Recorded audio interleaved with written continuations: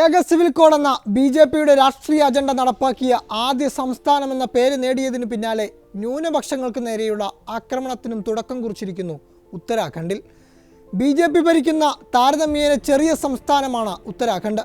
എന്നാൽ uniform civil code bill നിയമസഭയിൽ പാസ്സായതിനു പിന്നാലെ ഡൽഹി മഹ്റോളി പള്ളി മാതൃകയിൽ മസ്ജിദും മദ്രസയും പൊളിച്ചിരിക്കുകയാണ് ബി.ജെ.പി ഭരണകൂടം. മുസ്ലിം ഭൂരിപക്ഷ പ്രദേശമായ ഹൽദ്വാനിയിലാണ് മുനിസിപ്പൽ കോർപ്പറേഷൻ അധികൃതർ നടപടിയുമായി എത്തിയത്. ബി.ജെ.പിയുടെ രാഷ്ട്രീയ ഉപകരണമായ ബുൾഡോസറുമായി എത്തിയാണ് അധികൃതർ പള്ളിയും മദ്രസയും പൊളിച്ചത്. സർക്കാർ ഭൂമി കയ്യേറി അനധികൃതമായി നിർമ്മിച്ചതെന്നാരോപിച്ചായിരുന്നു നടപടി. അധികൃതരുടെ നടപടിക്കെതിരെ വൻ പ്രതിഷേധമാണ് പ്രദേശത്ത് ഉടലെടുത്തത്. പ്രതിഷേധം സംഘർഷത്തിലേക്ക് വഴിമാറുകയും 4 പേർ കൊല്ലപ്പെടുകയും ചെയ്തു. 250 പേർക്ക് പരിക്കേറ്റു. സംഭവസ്ഥലത്ത് കർഫ്യൂ പ്രഖ്യാപിക്കുകയും പ്രതിഷേധക്കാരെ വെടിവെക്കാനും ഉത്തരവിട്ടു. പ്രതിഷേധക്കാരെ കാണുന്നിടത്ത് വെച്ച് വെടിവെക്കാനാണ് ഉത്തരവ്. ഇന്റർനെറ്റിനും നിയന്ത്രണം ഏർപ്പെടുത്തി. വെള്ളിയാഴ്ച സ്കൂളുകൾക്ക് അവധിയും പ്രഖ്യാപിച്ചു. പ്രതിഷേധക്കാർ ട്രാൻസ്ഫോമറിന് തീയിട്ടതിനെ തുടർന്ന് പ്രദേശത്ത് വൈദ്യുതി മുടങ്ങി. മസ്ജിദും മദ്രസയും പൊളിച്ചതിനെ തുടർന്ന് പ്രതിഷേധവുമായി എത്തിയവർ ബൻഭൽപുര പോലീസ് സ്റ്റേഷൻ വളഞ്ഞ് കല്ലേറ് നടത്തി. തുടർന്നുണ്ടായ സംഘർഷത്തിൽ വാഹനങ്ങൾക്ക് തീയിട്ടതായി വിവിധ മാധ്യമങ്ങൾ റിപ്പോർട്ട് ചെയ്തു. ഏതാനും ദിവസങ്ങളായി കോർപ്പറേഷന്റെ നേതൃത്വത്തിൽ കയ്യേറ്റ ഭൂമി തിരിച്ചുപിടിക്കൽ നടക്കുന്നുണ്ട്. കയ്യേറിയ 3 ഏക്കർ തിരിച്ചുപിടിച്ചതായും മദ്രസ കെട്ടിടം പൂട്ടി സീൽ ചെയ്തിരുന്നതായും മുനിസിപ്പൽ കമ്മീഷണർ പങ്കജ് ഉപാധ്യായ പറയുന്നു. ഫെബ്രുവരി 1 മുമ്പ് ഒഴിയണമെന്ന് നോട്ടീസ് നൽകിയിരുന്നു. പൊളിക്കരുതെന്ന് മതരാഷ്ട്രീയ നേതാക്കൾ ആവശ്യപ്പെട്ടിരുന്നെങ്കിലും അധികൃതർ വഴങ്ങിയില്ല. തുടർന്ന് വ്യാഴാഴ്ച രാവിലെ ബുൾഡോസറുമായി എത്തി മദ്രസയ്ക്കൊപ്പം പള്ളിയും കൂടി തകർക്കുകയായിരുന്നു. ബുൾഡോസറിന് തീയിട്ട പ്രതിഷേധക്കാർ അധികൃതർക്കെതിരെ മുദ്രാവാക്യം വിളിച്ചു. പ്രതിഷേധക്കാരെ പിരിച്ചുവിടാൻ പോലീസ് ആകാശത്തേക്ക് വെടിവെക്കുകയും കണ്ണീർവാതക ഷെല്ലുകൾ ഉപയോഗിക്കുകയും ചെയ്തു. സംഘർഷം കണക്കിലെടുത്ത് പ്രദേശത്തെ അർദ്ധസൈനിക വിഭാഗത്തെ നിയോഗിച്ചിട്ടുണ്ട്. മസ്ജിദ് പൊളിക്കുന്നത് തടയണമെന്നാവശ്യപ്പെട്ട് സമർപ്പിച്ച പൊതുതാൽപര്യ ഹർജിയിൽ ഹൈക്കോടതി വ്യാഴാഴ്ച വാദം കേട്ടിരുന്നു. ഫെബ്രുവരി 14 കേസ് വീണ്ടും പരിഗണിക്കാനിരിക്കെയാണ് പൊളിക്കൽ നടന്നത്.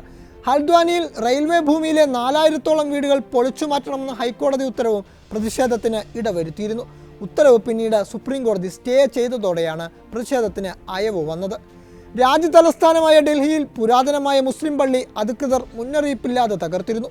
ഡൽഹി മെഹ്റോളിയിലെ പുരാവസ്തു പ്രാധാന്യമുള്ള മസ്ജിദ് അഖുൻജിയാണ് ജനുവരി 30 പുലർച്ചെ ഡൽഹി ഡെവലപ്മെന്റ് അതോറിറ്റി അധികൃതർ ബുൾഡോസർ ഉപയോഗിച്ച് ഇടിച്ചു നിരത്തിയത്. പ്രഭാത നമസ്കാരത്തിനായി മോദിൻ ബാങ്ക് വിളിക്കാനെത്തിയപ്പോൾ പള്ളിയില്ല. 600 വർഷം പഴക്കമുള്ള പള്ളിയുടെ അവശിഷ്ടങ്ങളും പെട്ടെന്ന് തന്നെ നീക്കം ചെയ്യുകയും ചെയ്തു. ബാങ്ക് വിളിക്കുന്നതിന് തൊട്ട് മുമ്പാണ് ഡൽഹി ഡെവലപ്മെന്റ് അതോറിറ്റിയിലെ ഉദ്യോഗസ്ഥർ വൻ പോലീസ് സന്നാഹത്തോടെ എത്തി മസ്ജിദ് പൊളിച്ചത്. പള്ളിയോട് ചേർന്ന് പ്രവർത്തിക്കുന്ന ബഹ്റുൽ ഉലൂം മദ്രസയും മഖ്ബറകളും പൂർണ്ണമായും തകർത്തതായി പള്ളി ഇമാം സക്കീർ ഹുസൈൻ പറഞ്ഞു. പൊളിച്ചത് പൊതുജനങ്ങളിൽ നിന്ന് മറച്ചുവെക്കാനാണ് അവശിഷ്ടങ്ങൾ സൂക്ഷ്മമായി നീക്കം ചെയ്തത്. ബുൾഡോസർ ഉൾപ്പെടെയുള്ളവ കൊണ്ടുവന്ന് ഇടിച്ചു നിരത്തിയെങ്കിലും മുൻകൂട്ടി അറിയിപ്പ് നൽകിയിട്ടില്ലെന്നും മസ്ജിദ് അധികൃതർ പറഞ്ഞിരുന്നു. പൊളിച്ചു മാറ്റുന്നതിന് മുമ്പ് ഉദ്യോഗസ്ഥർ ഇമാമിൻ്റെയും മറ്റുള്ളവരുടെയും ഫോണുകൾ ബലമായി പിടിച്ചു വാങ്ങി. പള്ളിക്കുള്ളിൽ സൂക്ഷിച്ചിരുന്ന വിശുദ്ധ ഖുർആനിൻ്റെ പകർപ്പുകൾ എടുക്കാൻ പോലും ഉദ്യോഗസ്ഥർ അനുവദിച്ചില്ല.